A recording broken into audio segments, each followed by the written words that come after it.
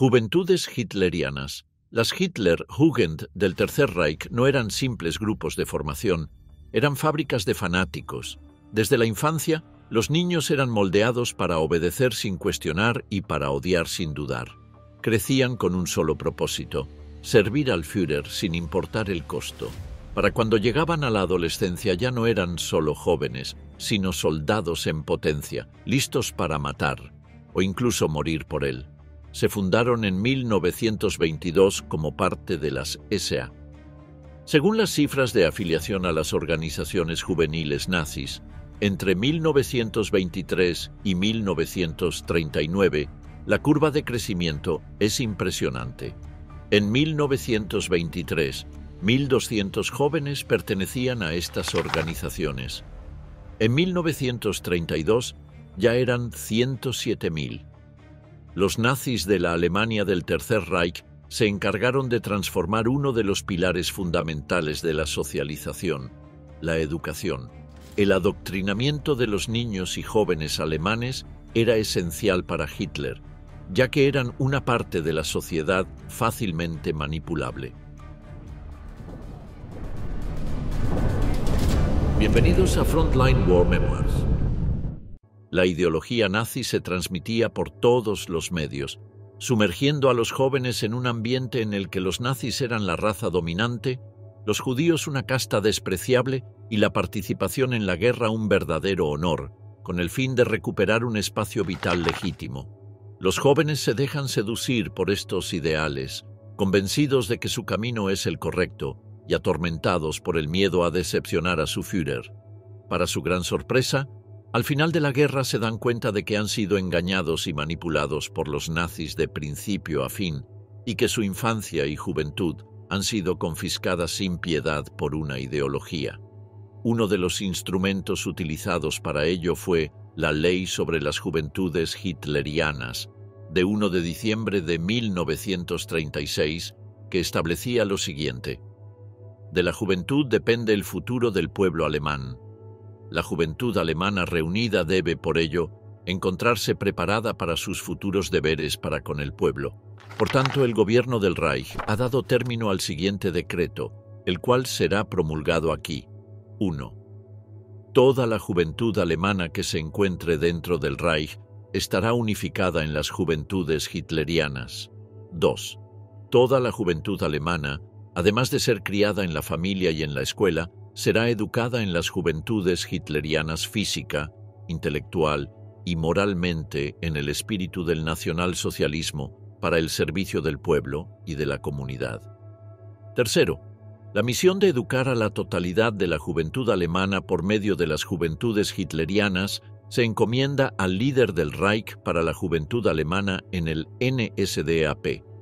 Él es el líder de las juventudes del Reich. Por eso tiene el puesto asignado de una autoridad del gobierno con sede en Berlín, bajo la inmediata dependencia del Führer y canciller del Reich. Cuarta, todas las regulaciones necesarias para la ejecución y consumación de esta ley serán promulgadas por él. De modo que ya en 1939, 7.728.000 jóvenes estaban afiliados. Estas cifras son sorprendentes, pero hay que recordar que la afiliación era obligatoria. Al principio, el régimen intentó fomentar la afiliación a estos grupos a través de diversas medidas, pero a partir de 1939, los jóvenes de entre 10 y 18 años estaban obligados a afiliarse. Además, se prohibieron todas las organizaciones juveniles competidoras, a excepción de las ligas juveniles católicas. Los profesores debían hacer deberes adicionales e imponer una disciplina más estricta a los que no pertenecían a las juventudes hitlerianas. Había 4 organizaciones principales: Juventudes Alemanas, para chicos de 10 a 14 años, Juventudes Hitlerianas, para chicos de hasta 18 años, Liga Juvenil, para chicas de 10 a 14 años, y Liga Juvenil Alemana, para chicas de hasta 18 años. Cuando se dio el estallido de la Segunda Guerra Mundial, exacerbó la situación al interior de las juventudes hitlerianas y sus mandos, porque ahora el grupo de líderes de más edad, de 17 años para arriba, estaba siendo llamado al frente de batalla. El 1 de octubre de 1939, 273 de los 424 más altos mandos a tiempo completo de la administración de Chirac habían sido reclutados para la lucha. Llegado el 1 de enero de 1939, 1,940. El 25% de todos los líderes se encontraba en el frente. Poco menos de 2 años después, el porcentaje había ascendido al 60%. La guerra agravó lo que ya era un problema en tiempos de paz. La desaparición de los líderes de más edad obligaba a la organización a reemplazarlos por otros todavía muy jóvenes que carecían de la preparación necesaria para asumir puestos de responsabilidad en las H-Costa. Para 1944 ya había muchachos de en torno a los 15 años liderando a compañeros de su misma edad. Y durante los 2 últimos años de la guerra, muchos jóvenes no podían creerse que de repente se les promocionase a un rango que en la Wehrmacht era el equivalente a comandante o más. Lina Heydrich, la viuda del jefe del SD, estaba fuera de sí cuando en julio de 1944 tuvo que informar a Himmler de que, debido a que las HJ estaban lideradas por muchachos de 16 años, su hijo pequeño Haider no estaba recibiendo el reconocimiento que se merecía. Himmler se plegó a sus deseos y permitió que Haider fuese eximido de todo servicio en las HJ a partir de ese momento. En el momento de la toma de Berlín por parte del Ejército Rojo, todos estos jóvenes estaban tan convencidos de que su líder los estaba llevando por buen camino que en sus mentes solo pensaban en que si ganaban esa guerra, seguro que le condecorarían con la Cruz de Hierro por su valor en el combate, por los servicios prestados a la patria y por la inquebrantable lealtad a su Führer, Adolf Hitler. Aunque de momento, algunos de ellos se conformaban con lucir orgullosos la medalla al mérito para la juventud que obtuvieron cuando pertenecían al Jungvolk, la rama infantil de las juventudes hitlerianas. La insignia consistía en una runa de la victoria, símbolo de las juventudes, rodeada de un círculo de rama de roble con la inscripción Hitlerjugend y una cruz esvástica en el centro.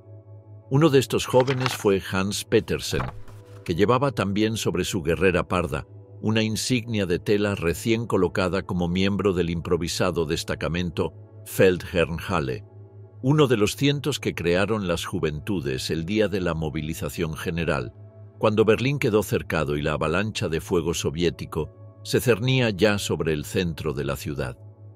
Hans y los 2 compañeros con los que compartía el oscuro sótano eran todo lo que quedaba del destacamento. De unos 90 muchachos que lo componían, solo ellos habían sobrevivido a la matanza. Los habían mandado a realizar una misión de camuflaje y ataque, no muy lejos de la estación de Görlitz, en el canal de Landwehr. Al principio consiguieron sorprender a los rusos. La acción de camuflaje fue un éxito. Destruyeron 3 tanques soviéticos, pero apareció un 4º tanque, uno de esos Isu-152 que hacía labores de retaguardia de los 3 primeros, y este provocó la carnicería. Hans estuvo allí, en el canal, su momento de gloria, dejando inutilizados 2 de los tanques rusos. Sin embargo, el precio pagado por los chicos de las juventudes fue demasiado alto. Los rusos habían convertido uno de los edificios situados enfrente del puente en un centro de violaciones. Mujeres, niñas, incluso ancianas, eran violadas allí sin piedad, algunas hasta la muerte. Por la noche los gritos eran tan insoportables que los jóvenes soldados no podían resistirlo. Intentaban no escucharlos cantando, tapándose los oídos, pero algunos no lo aguantaban. Sacaban sus pistolas y se volaban la cabeza. Muchos de estos jóvenes querían ir allí. Querían matar a todos los rusos que violaban mujeres alemanas. Hans también los odiaba. Pensaba que eran infrahumanos, como decía el partido. Seres inferiores dotados de una maldad intrínseca, fruto de su propia naturaleza. Babeaban como locos cuando veían una mujer alemana. Robaban y lo destruían todo. Las hordas del este avanzaban ahora sobre el centro de Berlín, destruyendo y arrasando todo a su paso. Todo lo que ellos ocuparan quedaría sumergido en la oscuridad y el silencio eterno. Hans creía firmemente que por cosas como esas no podían perder esa guerra. Había sido esa misma tarde, mientras intentaban alcanzar el Reichsportsfeld, cuando se desencadenó el virulento ataque ruso desde todas las posiciones contra el centro de la ciudad, y quedaron cortados, atrapados en la zona centro, el distrito gubernamental, el único lugar en el que no querían combatir. Hans, a quien le había apasionado la guerra, que había escuchado todos los partes militares, siguiendo en el gigantesco mapa de Europa en la habitación de su casa de Dahlem, los avances de la gloriosa Wehrmacht y también, lamentablemente, sus retrocesos. Él, que había estudiado a todos los generales y sus tácticas, comprendió inmediatamente que se habían metido en una ratonera. Sabía que para los rusos el distrito gubernamental era el gran premio, la joya de la corona. El último acto en la gran tragedia final del Tercer Reich. Hans era muy consciente de que sus amigos tenían razón. Debían intentar llegar al Reichsportsfeld como fuera para ponerse a las órdenes de los mandos superiores de las juventudes. Ellos les indicarían lo que tenían que hacer, las misiones a cumplir, las posiciones a defender. La zona centro no era una zona para niños, era una zona para hombres, y Hans, que toda su vida había soñado con ser soldado, comprendió que ellos no eran soldados, solo eran niños. Aunque pensó que se trataba de niños muy especiales, niños a los que la guerra les había obligado en pocos días a tomar decisiones que solo podían tomar los hombres. Pero la batalla de la zona centro exigía tomar un tipo distinto de decisiones, un tipo de decisiones que estaban muy lejos de su conocimiento. La situación de la batalla en la zona gubernamental de Berlín aquella madrugada del 29 de abril era desastrosa. La zona gubernamental era una enorme extensión urbana que iba desde la estación de Anhalter, al sur, hasta los puentes sobre el Spree, al norte. La defensa de la zona centro recaía en el general Wilhelm Mohnke, que a su vez estaba bajo las órdenes del general Helmut Weidling, comandante del área de defensa de Berlín. Ambos dirigían la defensa final de la ciudad desde el complejo de búnkeres conocido como Wendler Block en la Wendlerstraße. Bajo esta área, que también se conocía como Citadela, se encontraban, entre otros, la defensa del Reichstag y de la mismísima Cancillería del Reich, en cuyo búnker Adolf Hitler, Führer del Tercer Reich, dirigía la defensa final de la capital desde las entrañas de la tierra, desde la última guarida del lobo. Las fuerzas que defendían esta zona eran la expresión final del gigantesco desastre de la otrora todopoderosa maquinaria de guerra alemana. Además de los destacamentos de las juventudes hitlerianas, se encontraban miembros del Volkssturm, la milicia civil que incluía a funcionarios del partido e incluso ancianos. Algunos de ellos se habían presentado con sus viejos uniformes, antiguas guillerminas, que les hacían parecer personajes salidos de un viejo museo de la guerra. A estos jóvenes, en su mayoría niños, se les unían miles de efectivos de una Wehrmacht en total descomposición, hombres que llevaban demasiado tiempo combatiendo, que estaban cansados, agotados, desmoralizados. Hombres que habían perdido hacía ya mucho tiempo sus divisiones y regimientos, y que se batían literalmente en retirada. Había un diezmado primer regimiento de las Waffen-SS Anhalt, en algún lugar cercano entre el edificio de la Ópera Kroll y el Ministerio del Interior, al otro lado de la gran explanada de la Königsplatz, no muy lejos del sótano donde se encontraban Hans y sus compañeros.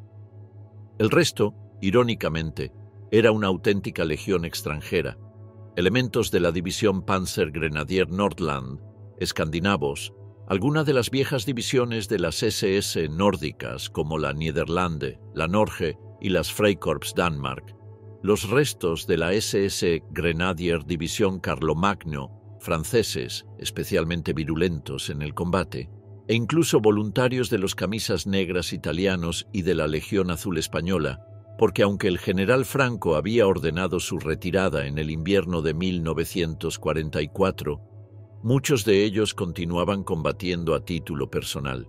Todo esto convertía la batalla de Berlín en una batalla especialmente europea. Las juventudes hitlerianas sabían que lo que se libraba en Berlín era algo más que el último acto de la batalla por Alemania. Era la batalla final por el control de Europa.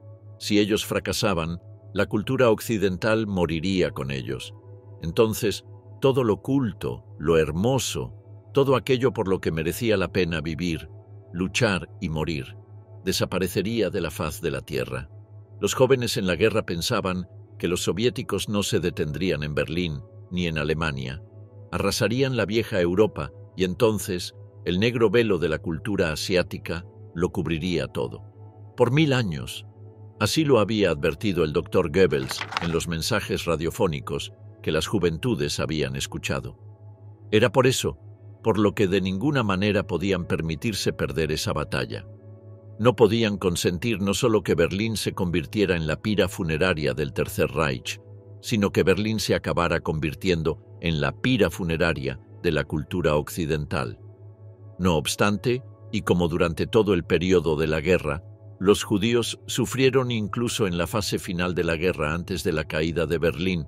Con el final a la vista, muchos civiles germanos se consideraban las primeras víctimas de la guerra y permanecieron ciegos ante el infortunio de quienes pasaban por delante de ellos.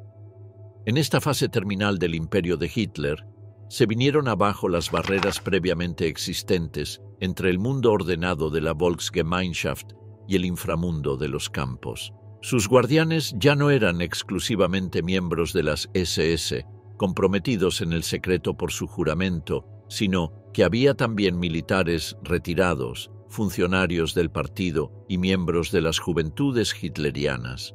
Los fusilamientos y las matanzas ya no tenían lugar dentro del perímetro de un campo, sino en las cunetas, los bosques y los alrededores de poblaciones y aldeas de Alemania y Austria. El principal problema técnico planteado por los asesinatos en masa correspondía al modo de deshacerse de los cadáveres. En los campos de exterminio eran incinerados en enormes piras o en hornos. Todo esto pasaba a sabiendas de que el Ejército Rojo avanzaba sobre Berlín y que prácticamente ya estaban derrotados en la guerra. Pero esto no detuvo a los jóvenes que creían fielmente en Hitler, en continuar exterminando a los judíos. Por otro lado, el 13 de marzo de 1945, día en el que murieron a causa de los ataques aéreos 2.500 berlineses, mientras que otros 120.000 quedaron sin hogar, Bormann ordenó, por razones de seguridad, que se trasladase al interior del Reich a los prisioneros retenidos en las zonas cercanas al frente. No está del todo claro si esta disposición aceleró también la evacuación que llevaban a cabo las SS de los campos de concentración, amenazados por el avance de las tropas enemigas. Los asesinatos de prisioneros enfermos y la ejecución masiva de los supervivientes constituyen con toda probabilidad los episodios más espantosos de la caída del Tercer Reich. Los que se hallaban demasiado débiles para caminar y los que estaban considerados peligrosos en lo político morían por lo general ahorcados o abatidos por las SS o la Gestapo. En ocasiones se hacía uso aún de la Volkssturm local para formar pelotones de fusilamiento. Con todo, el mayor número de los que recibían el calificativo de peligrosos lo formaban quizá los hombres y mujeres condenados por escuchar una emisora de radio extranjera. La Gestapo y las SS también reaccionaban de forma brutal ante los saqueos, y en especial si estos se debían a trabajadores extranjeros. Los ciudadanos alemanes solían recibir el perdón. En este frenesí de represalias, fueron tal vez los trabajadores forzados italianos los que sufrieron más que cualquier otro grupo nacional, lo que se debía tal vez al deseo que albergaban los alemanes de vengarse de un antiguo aliado que se había cambiado de bando. Con la caída de Berlín a la vuelta de la esquina, el cuartel general que tenía instalado el Chef en Reims remitió aquel día una petición a la Stavka de Moscú. El general Eisenhower desea enviar un mínimo de 23 corresponsales de guerra acreditados a Berlín tras la toma de la ciudad por parte del Ejército Rojo. En realidad pretende enviar, si es posible, un número mayor, ya que, en su opinión, la caída de Berlín constituirá una de las más grandes noticias del mundo. Durante la retirada de los alemanes hacia el centro de Berlín, los pelotones de ejecución de las SS llevaron a cabo su labor de verdugo con una urgencia cada vez mayor y un fanatismo insensible. En los alrededores del Kurfürstendamm se introdujeron en las casas en las que habían aparecido banderas blancas para abatir a todo el que hallaban en su interior. Despavorido ante el ímpetu del derrumbamiento, Goebbels describía estas señales de rendición como un vacilo pestífero. Sin embargo, el general Mummert, comandante de la división blindada Müncheberg, ordenó a los pelotones de las SS y la Feldgendarmerie de su sector que rodeasen la estación de Anhalter y el Potsdamer Platz y amenazó con ajusticiar en el acto a los ejecutores. Las condiciones empeoraban de un modo paulatino para los que se hallaban envueltos en la lucha. Eran pocas las veces en que los soldados alemanes se encontraban cerca de una bomba de agua, por lo que se veían obligados a calmar su sed, exacerbada por el humo y el polvo, bebiendo de los canales. También se multiplicaban los casos de colapso nervioso provocados por la combinación de agotamiento y fuego de artillería constante. El número de heridos del búnker de Anhalter había crecido tanto que las jóvenes habían elaborado una bandera de la Cruz Roja sirviéndose de sábanas y barras de labios. Se trataba de un empeño vano, ya que, aun en el supuesto de que los observadores de la artillería soviética la hubiesen divisado a través del humo y el polvo provocado por la caída de los escombros, no habrían desviado el fuego de sus baterías. Un búnker era un búnker. El que albergase a civiles era un hecho irrelevante. En el interior, el número de los refugiados disminuía a gran velocidad, empero, a medida que las mujeres y los niños escapaban por los túneles de Luban y el Sevan durante la noche del 27 de abril. A fin de que no decayera la resistencia, Bormann había extendido, a semejanza de Goebbels y Ribbentrop, el falso rumor de un trato con los aliados occidentales. «Manteneos firmes, luchad con fanatismo», había ordenado a los Gauleiter la madrugada del 26 de abril. «No vamos a abandonar. No tenemos intención alguna de rendirnos. Somos conscientes de la evolución de la política externa. Heil Hitler. Firmado, Reichsleiter Bormann». La mentira hizo que los jóvenes y niños adoctrinados por Hitler dieran su vida por defender a Berlín, llegando esto a un terrible desenlace. En los primeros días de mayo de 1945, después de la muerte de Adolf Hitler y la caída de Berlín en poder del Ejército Rojo, era un hecho consumado. El 9 de ese mismo mes, en el cuartel general del mariscal Zhukov, en Berlín, se firmó el acta de capitulación que consagraba la rendición incondicional de Alemania. La Segunda Guerra Mundial había concluido en Europa. Sin embargo, los pueblos del mundo ignoraban que esa misma ciudad, que servía de escenario dramático a la terminación de las hostilidades, se convertiría, años más tarde, en el más peligroso foco de tensión internacional, hasta el grado de conducir al mundo al borde de una nueva guerra mundial. La cuestión de Berlín se convierte más tarde con el nombre de Guerra Fría. El sábado 28 de abril de 1945, estando ya Berlín prácticamente en poder de los ejércitos soviéticos, se publicó el primer edicto de las fuerzas de ocupación, por el cual pasaba a manos del supremo comandante soviético todo el poder político y administrativo de la ciudad.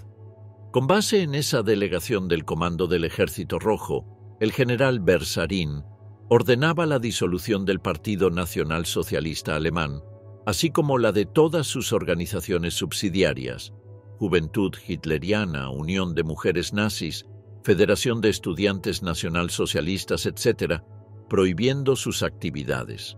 Se ordenaba igualmente reanudar sus trabajos a los servicios públicos, los transportes, los hospitales, los comercios de comestibles y panaderías, a fin de asegurar cuanto antes el orden y el abastecimiento de la población.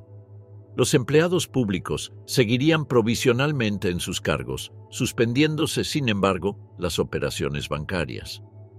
Todas estas medidas tendían a restablecer cuanto antes la normalidad de la ciudad. Sin dudas, las organizaciones fascistas juveniles utilizaron a los jóvenes como símbolo político. A través del adoctrinamiento de las juventudes hitlerianas, se logró conseguir una base social de jóvenes que se utilizaron como símbolo de lealtad al proyecto político fascista hasta el fin de sus días en el poder. Las Hitlerjugend, o Juventudes Hitlerianas, fueron instituidas en 1922. Tras el ascenso de Hitler al poder, en 1933, estas organizaciones tomaron tal importancia que en 1936 ya contaban con más de 5 millones de afiliados. El servicio activo pasó de ser de carácter voluntario a obligatorio.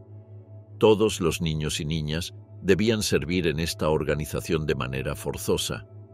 La escuela fascista asumía la ardua tarea de la formación de los jóvenes, unos jóvenes que se convirtieron en el símbolo de la pureza de la Alemania nazi, unos jóvenes que a su vez eran el blanco de las prácticas militaristas del Tercer Reich, que los consideraba esenciales para poder sustentar el proyecto expansionista de Hitler. Estos jóvenes se convertían en pequeños soldaditos desde muy temprana edad. Ejemplo de esto era la propaganda nazi de la época que ponía en carteles: «Tu cuerpo no te pertenece, es de la nación», se leía en muchos de los carteles. Un antiguo miembro de las Hitlerjugend no deja ver un poco cómo era el trato de sus edificadores en el nacionalsocialismo. Hermann Grammel, nacido en 1928, concluyó que había muchos aspectos de su vida como miembro de las juventudes hitlerianas que le resultaron atractivos. Lo más importante era que él y sus amigos habían sido cortejados y halagados sin límites por el poderoso sistema político del Tercer Reich, y por lo tanto estaba orgulloso de formar parte de la más grande organización juvenil nunca vista que éste había creado. Le atrajeron los himnos espirituales y nacionales y las actividades casi de culto con las que se iniciaba a los jóvenes en el movimiento, entre ellas el juramento de lealtad a Adolf Hitler, el líder supremo. En la disputa por hacerse con la autoridad sobre los niños que en ocasiones se libraba entre la Iglesia, las escuelas, los progenitores y las juventudes hitlerianas, a Grammel y sus amigos les divertía ser el centro de atención y el objeto de los deseos de los adultos. Además, el régimen nazi parecía ofrecer más apoyo a los jóvenes a la hora de garantizarles mayor autonomía con respecto a sus progenitores y de permitirles mantener relaciones liberales con chicas de su edad. A diferencia de la familia, la iglesia o la escuela, las Hitlerjugend no estaban abrumadas por la tradición y los tabúes y parecían ofrecer a los jóvenes la excitante oportunidad de ser respetados y responsables. Cuando llegó el momento de llamarlos a filas, Grammel y sus amigos aceptaron la guerra incipiente y su papel como jóvenes soldados como algo que ya dieran por sentado debido al entrenamiento paramilitar que habían recibido en las juventudes hitlerianas. Tanto él como otros jóvenes llevaban años preparándose para una posible guerra y no les asustaba la posibilidad de entrar en combate en el frente. Al contrario, Grammel recuerda haberse sentido motivado por una sed de aventura, temeridad y riesgo, por un deseo de coquetear con el peligro. Pero no todo le resultaba atractivo en las juventudes hitlerianas, y ciertos aspectos del entrenamiento iban en contra de sus principios. Las lecciones sobre racismo biológico y las ideas de un imperio germánico mundial resultaban demasiado abstractas para un joven. Uno de los grandes logros de la propaganda nazi fue su capacidad de ofrecer una visión ideológica y política del mundo que garantizase estatus, seguridad y poder a los jóvenes, tanto como para que adolescentes de ambos sexos pudiesen aceptar y acatar las normas de comportamiento prescritas sin apenas reparos.